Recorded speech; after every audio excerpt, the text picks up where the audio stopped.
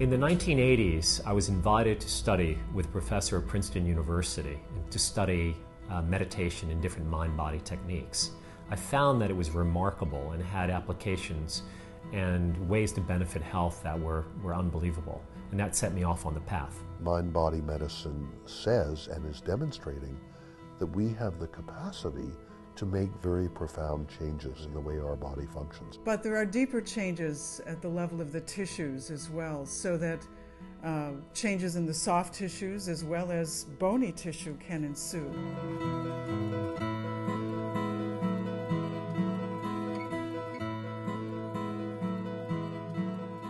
I've had a long-standing problem with my knee. The knees were sort of swollen, and I had a lot of pain. I am a cardiologist, and I'm always looking for other ways to do things. So that's why I went, and I decided I'd be the guinea pig. I would see how it went so that I could refer patients if it seemed to be a modality that works, and it does. You can use it like a laser of vibrating human energy, and that put through any type of a mass, whether it be a calcification, a scar, arthritic matter, anything like that, and it will dissipate it. It will break it down and enable the body to return back to its healthful state. What was unusual was what he did, watch my knee transform, to watch the skin pucker. People cannot argue with physical changes. I've reviewed the work of J.P. Farrell and have actually been present where participants in observational studies have had work done. In 1978, I was in a car accident that put me in the hospital for 3 years. There was an accident in front of me. I stopped. Somebody hit me from behind. I got out, and a truck hit everybody, killed the lady in front of me. We both made the centerfold of the Daily News. My lower left leg was smashed, and most of the bone between my knee and my foot was thrown out of my leg. My dad is Dr. Stuart Cosgrove. He was at Columbia. He was the heart of diagnostic medicine. He put together a team of plastic surgeons, orthopedic surgeons. They put my leg back together. After 12 years, my foot had been getting significantly smaller and less able to carry my weight, so I had a limp, and I really was not doing well. When I went to the doctors at Columbia or New York Hospital for Special Surgery, it was strictly, well, there's not much that can be done. You have a traumatized foot. Their only alternative was amputation. Hippocrates said, first do no harm. So it always makes sense to begin with those approaches, like mind-body approaches, which are least likely to do harm. They were talking to me about amputating from here down and being part of a physician's family.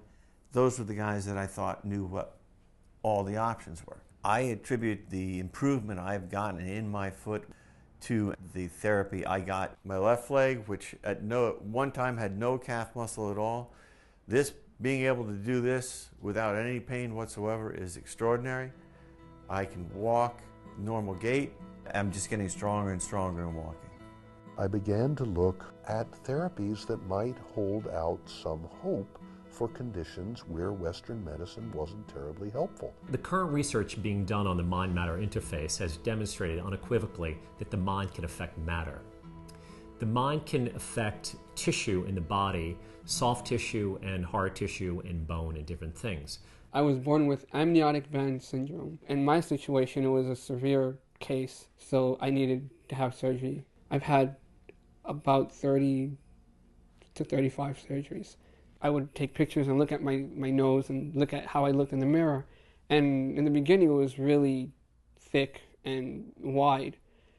And there will be untold benefits to society in rehabilitation, treatment of disease, a reduction of inflammation, breakdown of scar tissue.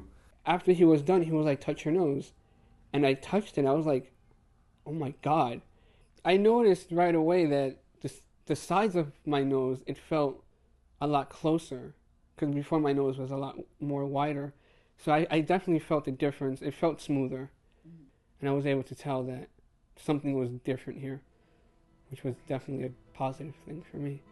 I felt a lot more confident, and I noticed that I felt better about myself. I would look in the mirror and I would say, wow, I look a lot better, and it made me feel good inside.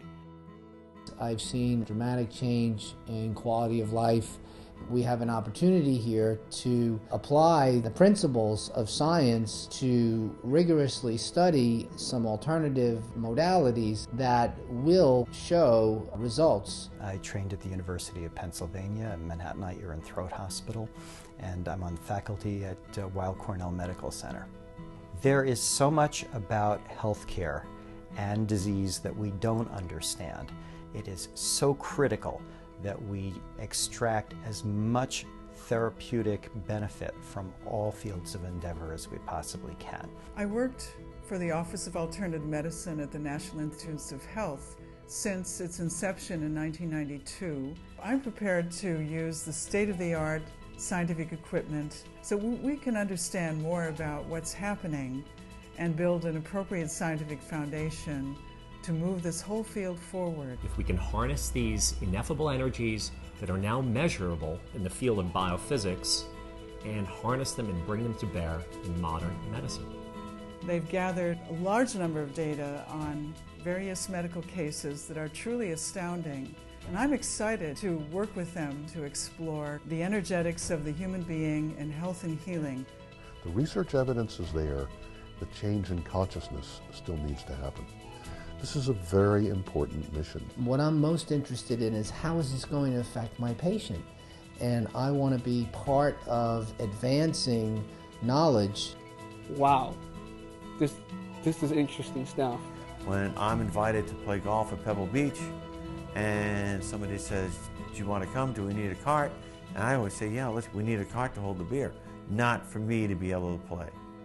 It's my desire and my wish and my hope that we'll be able to replicate this, harness it, and have it available for everyone and be made available at hospitals.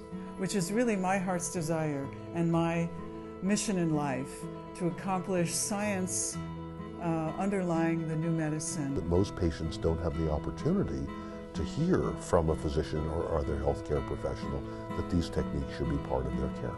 And I've developed what is significant to me, a calf muscle that before was just a straight line. What was unusual was watch my knee transform.